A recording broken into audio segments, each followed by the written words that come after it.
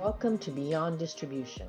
In episode 67 of our podcast series, host Frank Vitagliano sits down with Constance Hunter, chief analyst at the Economist Intelligence Unit, to explore the forces shaping today's global economy.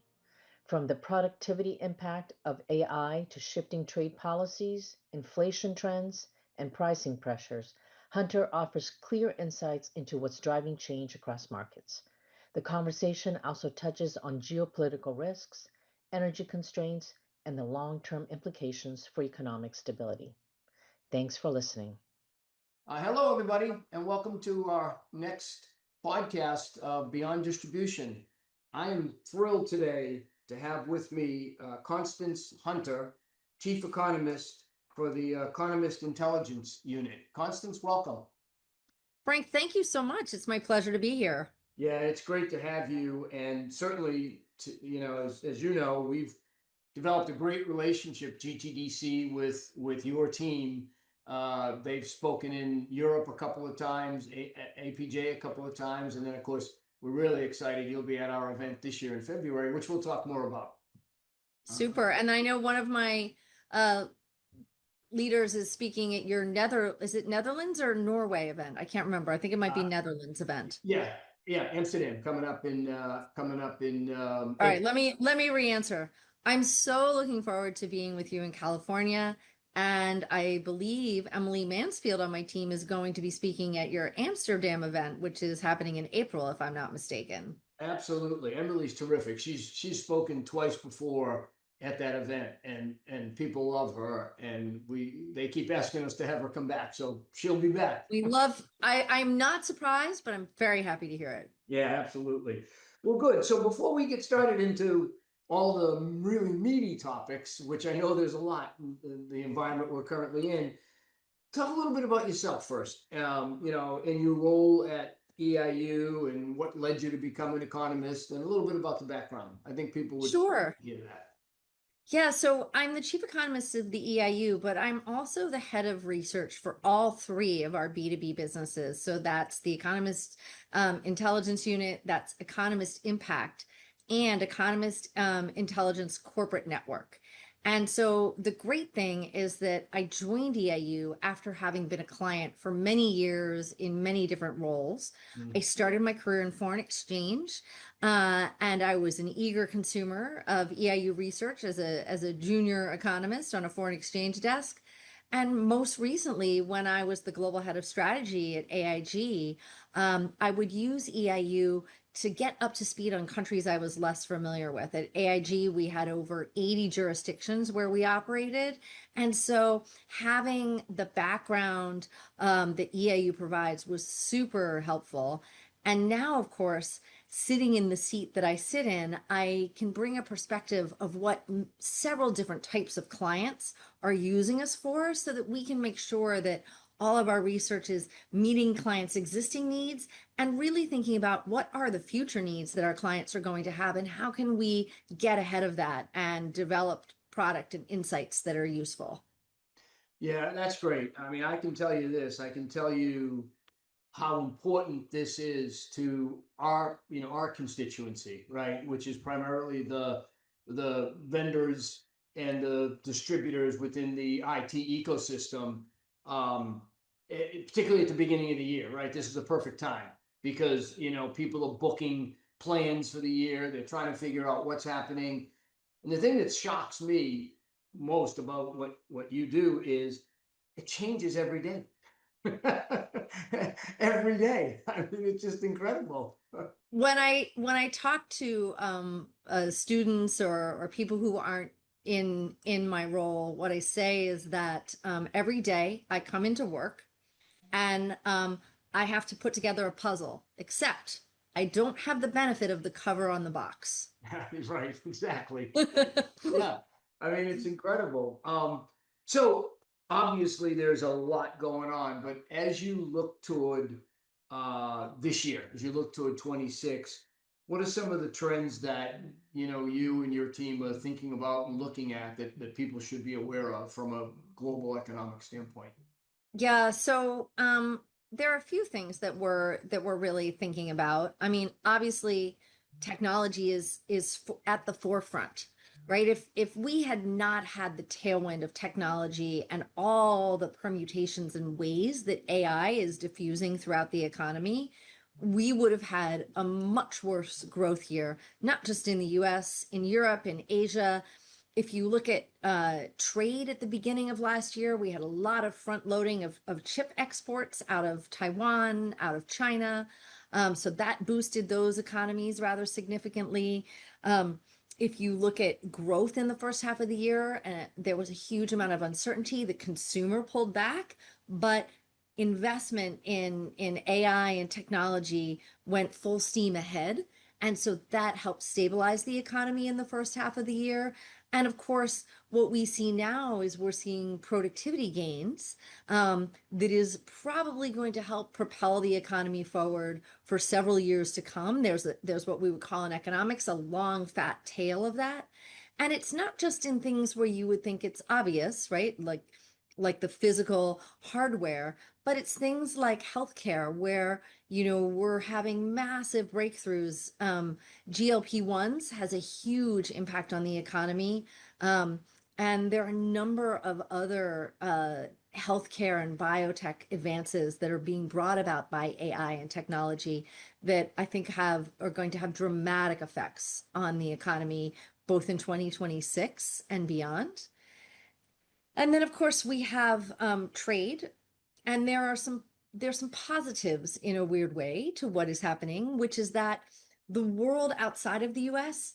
is advancing trade liberalization. So the Mercosur deal between the EU and Latin America, which has been in negotiation for almost 20 years, is finally probably going to be fully ratified this year.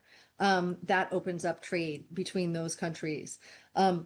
We see the EU looking to have free trade deals with India, with Australia, with a host of other countries on a bilateral basis. Obviously, you see the UK advancing their bilateral trade agreements. And even between regions, say the Middle East and Africa, there's advancements of trade deals. So trade is not all a negative story in 2026 or as a result of the tariffs that the US has put on. For the rest of the world, there are some positive outcomes there. Yeah, it seems that, well, like anything, I guess, it seems like there perhaps was a bit of an overreaction last year at the beginning of the process, right? In fact, interesting story when we talk a little bit about Emily, the day that all got announced, I think it was April 1st of last year. April 2nd. April It was 2nd. specifically announced on April 2nd because Trump was afraid people wouldn't take it seriously if it was announced on April 1st. Yep, April 2nd. That day was the day Emily was doing the keynote at the I remember. And that evening, she was trying to figure out what in the world was going on, and it was an incredible environment. But it seems to me, and we had this similar discussion in Asia in November, because they were very worried, obviously, about what the impact would be. But it does seem to me that it has not been as significant. The impacts have not, in a negative way. And you just described some potentially positive things that have kind of resulted. So what's your sense as we move forward? Like, for example, one of the things that is happening is the Supreme Court is still thinking about whether they're legal or not, which is always a concern. So it just seems like it's a constant discussion in this area. Well, certainly, I think if viewed from the lens of the administration and the multiple ways that tariffs can be utilized to achieve objectives, right? One of those objectives is to use tariffs as a bargaining chip and an opening gambit for negotiation. And so in that realm, then we can see tariffs being sort of a reoccurring tool that is used. And in fact, if we just look to this past week or earlier this week, Trump raised the possibility of putting punitive tariffs on countries that trade with Iran or companies that trade with Iran. And so now that's been walked back, but you can see this is a tool that's part of the administration's toolkit to achieve multiple aims. With regard to the IEEPA tariffs, right now, our best estimate is that they will probably be ruled not legal, right? So the Supreme Court will uphold the lower court's decision. And one way that the court may be able to avoid this really sticky thing of are they or aren't they going to issue refunds, and how would that be administered, which I think everybody sort of acknowledged would be an administrative nightmare. That the ruling may say, there was an emergency, that emergency is passed, right? Emergencies are by definition temporary. And so it was fine to have the IEEPA tariffs for a period of time. They must come to an end. And so they were legal for this period of time during the emergency. Now they are no longer legal. And so that would sort of square the circle of how do you make them illegal, but not have to refund the payments. I got you. Now, then there is the question of how does the administration make up for this other objective of tariffs, which is raising revenues? And of course, they would have to use a number of the other tools available. And what appears to be the case is that tariffs are uniformly unpopular, right? And this is across party lines. This is across income groups. This is across industries, even those in services industries that are theoretically not affected are in fact affected, right? And so if for nothing else, the fact that raised levels of uncertainty hold back economic activity to some extent. So it's unclear to me if they will be if they are deemed to be illegal and struck down, if they will look to regain all of that revenue via tariffs. I think it's going to be much harder, especially in a midterm election year, to pull that off. Yeah. I mean, it's incredible, all of the moving parts, right? And so you consider that what you just went through. And by the way, I hadn't heard that thought process in terms of what they could do. That's pretty logical for if they were to approach it that way. It would avoid a lot of a lot of issues that could pop up, really. Yeah, and that was to look to again to the I have to put together the puzzle, but I don't have the picture on the box, right? Because this hasn't happened before. In thinking through and speaking with people I know in the legal profession who are trade lawyers and tax experts, and sort of what way could this happen that they can square that circle? This is sort of where I've landed that makes some sense if they go that direction of striking down the tariffs. Yeah. So clearly we have that, that we're dealing with, and then the ongoing conflicts that are out there in the world, right? Whether it's Israel, Ukraine, now Venezuela, and there's all kinds of implications. Certainly the Venezuela piece is really, you got to really think about that one with the implications to the energy sector and all of that. I think those energy sector implications are actually quite delayed, right? I mean, while the U.S. has significant capacity to refine the heavy crude that comes out of Venezuela, the lack of investment in their oil infrastructure over the past several decades is pretty significant. And has really degraded the quality of those assets. So, if you look at the statements coming out of the meeting that the president called with oil executives, it was evident that this was going to cost a fair amount of money. Having come from the insurance sector, it's unclear who's going to insure that activity, right? for those companies, that's going to be a hefty insurance bill. Now, a lot of these companies have what's called captives. They have their own in-house insurance companies, but they still lay off some of that risk and buy reinsurance for it. So there's still an insurance component there. And so I think the impact on the energy markets is somewhat delayed. Interestingly enough, if we look at Venezuela, right, it is the only country in Latin America where you have involvement from China, involvement from Russia, and involvement from Iran. And I think that is highly significant.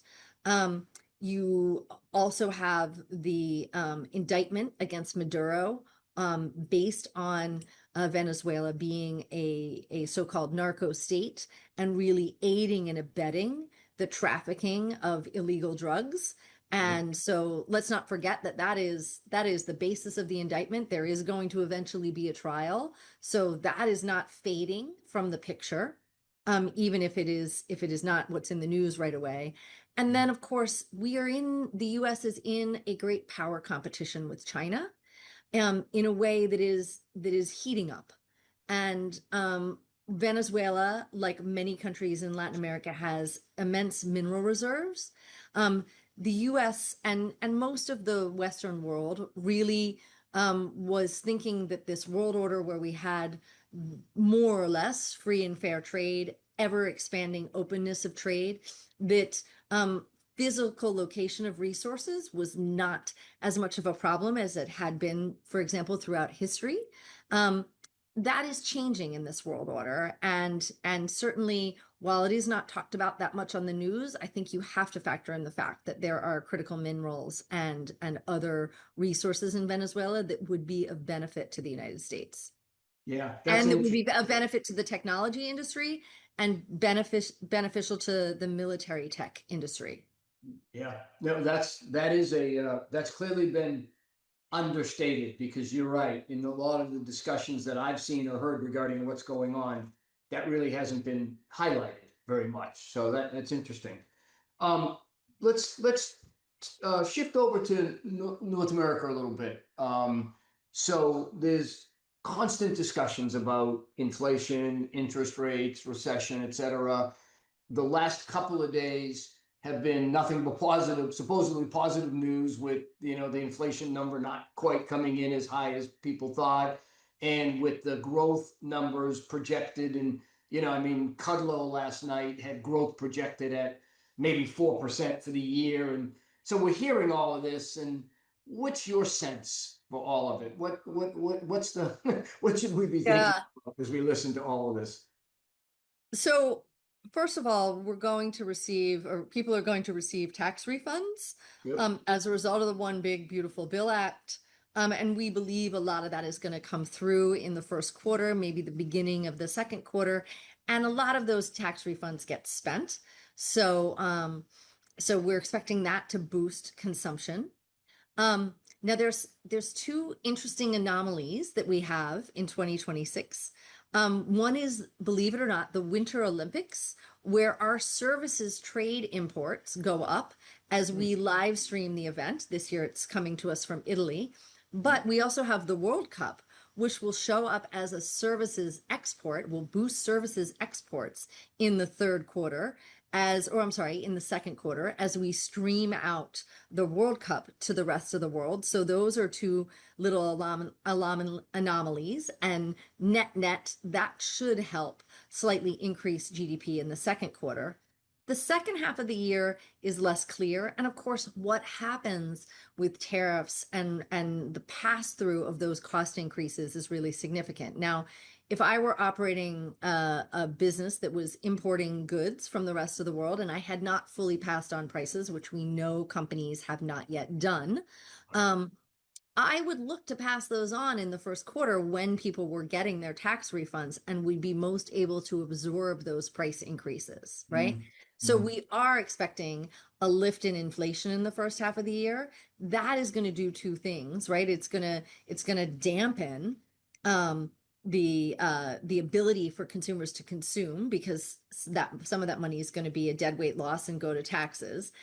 And it's going to slow the pace at which the Federal Reserve would feel comfortable lowering interest rates, even though tariffs are usually something we can look through. It's a one-off effect, and then prices resume. Right. And so we think that rate cuts, if they come next year, come in the second half of the year. And we think if inflation comes back and pulls back in the second half of the year, but we also think that there's a little bit slower pace of the growth in the second half of the year. The wild card, of course, is that technology piece. We are in the midst of a massive technology cycle, but it's not going to be a one-way elevator ride, right? There's going to be some stops on some intermediate floors and maybe some backtracking. So in terms of spend, that could have more impact in the second half of the year than the first half of the year. It could end up having more impact in the first half of the year, and where that falls is certainly going to impact overall GDP. Yeah, and that makes a lot of sense. And you mentioned earlier productivity gains, and we're starting to see it for sure. Those of us that operate on a day-to-day basis in the IT space, we're seeing it for sure in terms of now there's certain areas where they're more obvious than others. Call center activity, HR activities. Clearly, people are utilizing them, but I think Well, and the finance function, I think, is still being integrated with AI features. Right, right.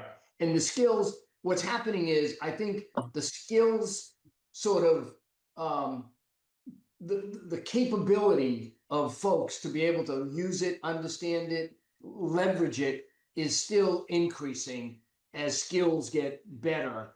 And so that's happening. So we're not fully there yet, but it's clearly happening. We can see it. And so I think the productivity gains that you mentioned earlier will have a factor and will continue to get more significant as time goes on. That's my Absolutely.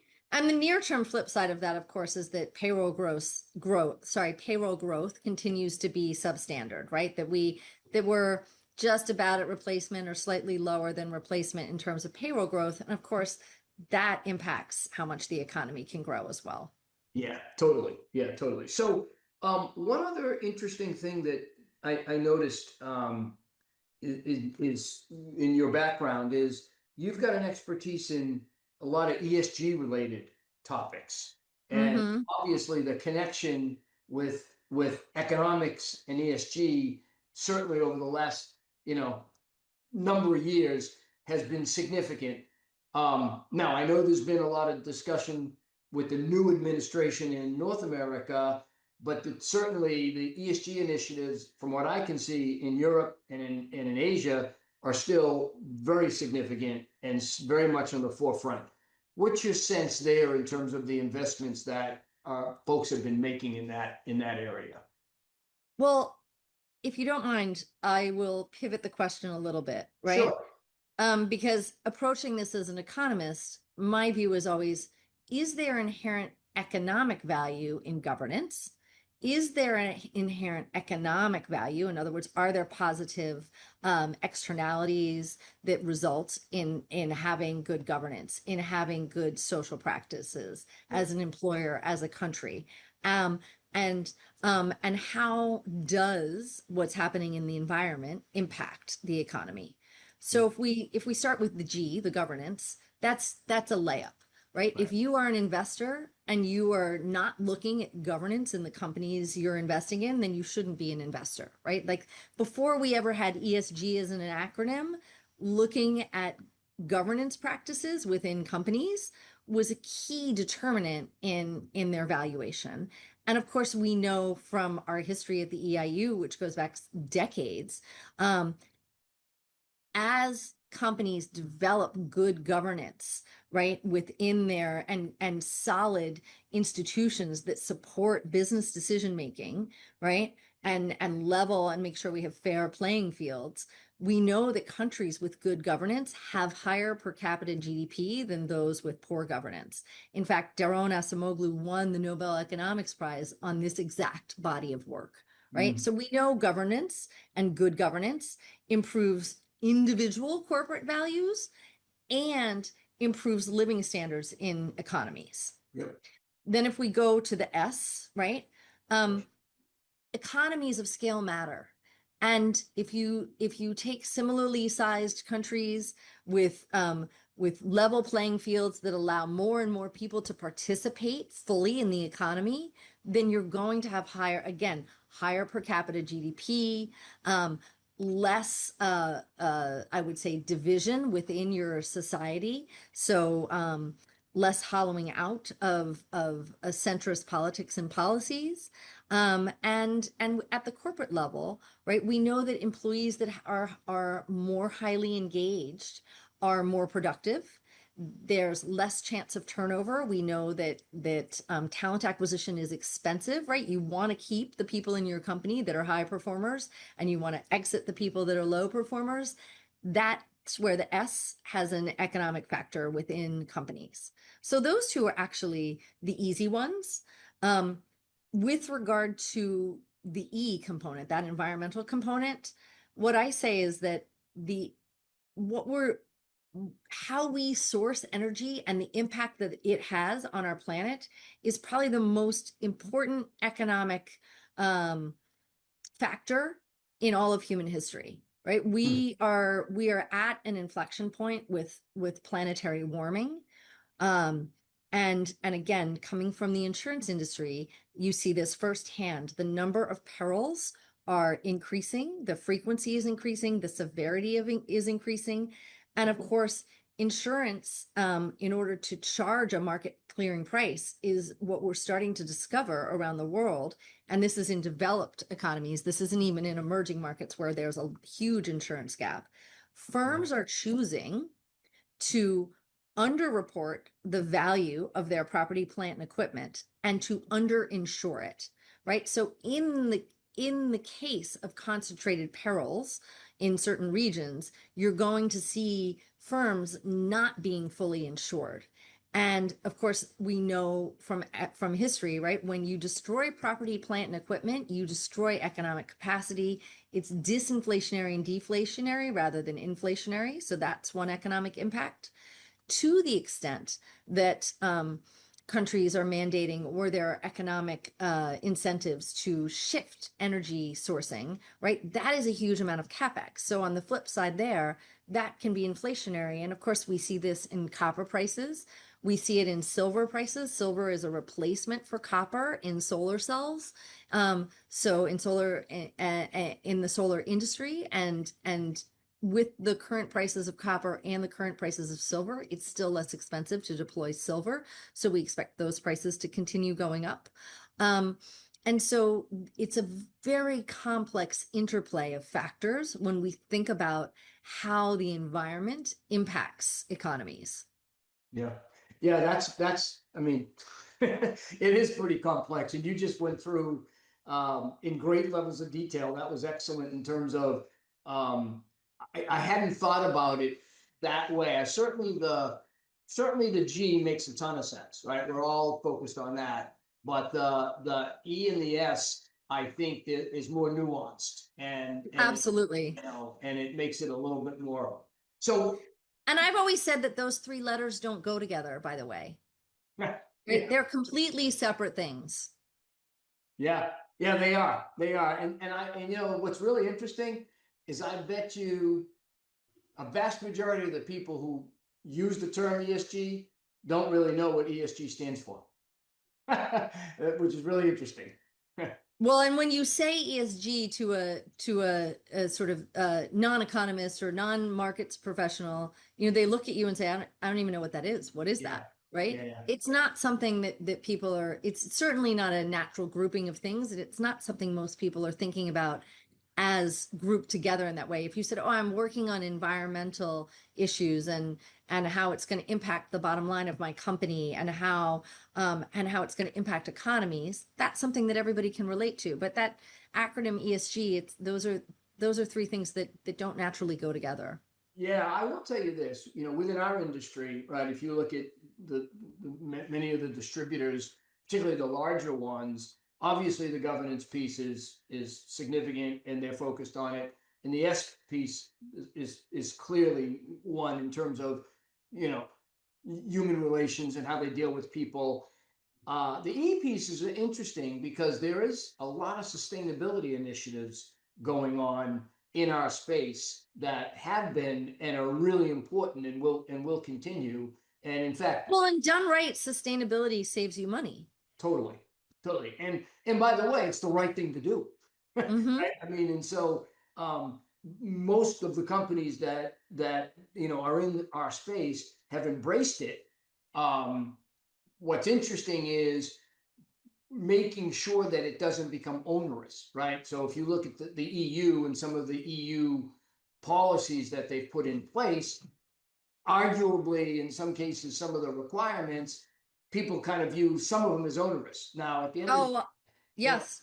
whether it's right or Yeah. wrong, but that's what's happened here, right? Well, I also think as humans, I mean, we know from behavioral economics and behavioral finance, right? It's very hard when you have what we call in economics a time inconsistency mismatch.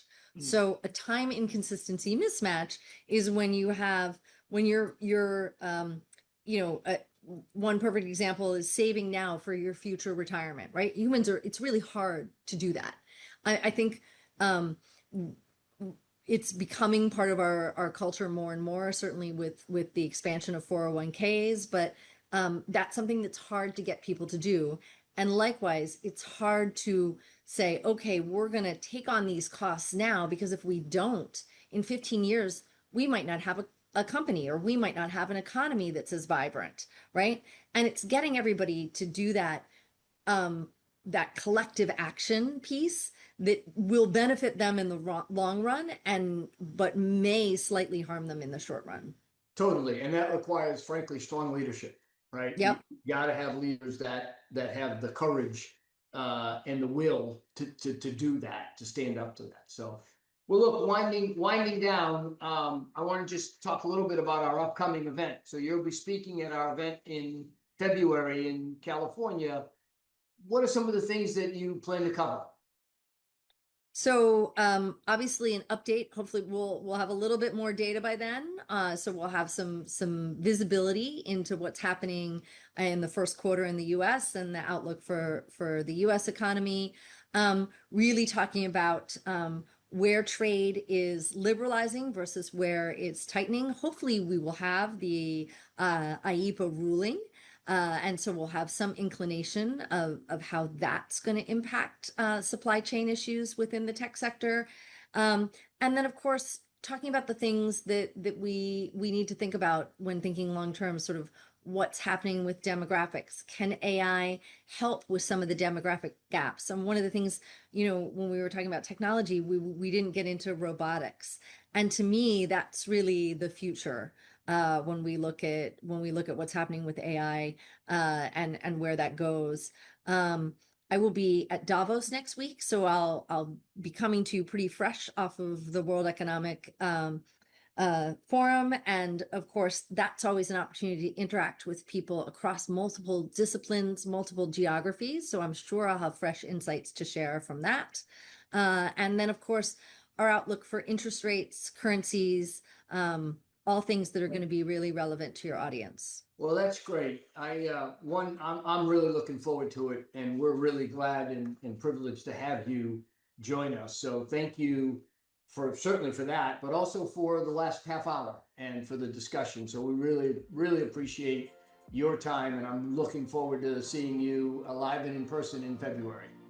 Frank, thank you so much. I'm so excited.